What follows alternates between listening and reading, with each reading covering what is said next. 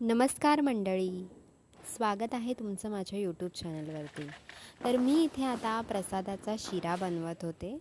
प्रसादाच्या शिऱ्याला आपण समानच माप घेतो, पण इथे मी थोडंसं तूप आणि साखरचं प्रमाण कमी घेतलेलं आहे.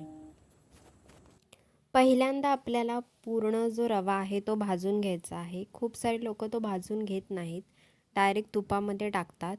पण पहिल्यांदा मी 7-8 मिनटं तो नीट भाजून घेतला. नंतर साजूक तूप घालून त्या तुपामध्ये तो सगळा रवा टाकला. नंतर मी ते एक केळं घेतलं होतं आणि केळं व्यवस्थित स्मॅश केलं. त्याच्यामध्ये बघू शकता किती सोनेरी रंग आला आहे. आणि नंतर समप्रमाणामध्ये दूध आणि पाण्याचं मिश्रण घेऊन ती चांगली उकळी आणायची आणि मग गरम गरम ते पाणी आणि दुधाचं मिक्सचर ह्याच्यामध्ये ओतायचं आहे आपल्याला. आणि 1-2 मिनटाची वाफ काढायची आणि लक्ष द्यायचं की खाली चिकटणार नाही हे लक्ष द्यायचं. आता बघू शकता की मस्तपैकी तूप सुटलेलं आहे आणि बघा किती खमंग झाला आहे तो शिरा.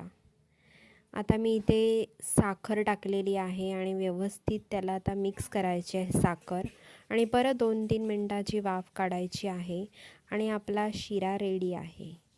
आणि त्याच्यामध्ये मी 1.5 चमचा असा वेलची पावडर टाकलेली आहे आणि व्यवस्थित मिक्स करायचं. सो रेडी आहे आपला शिरा.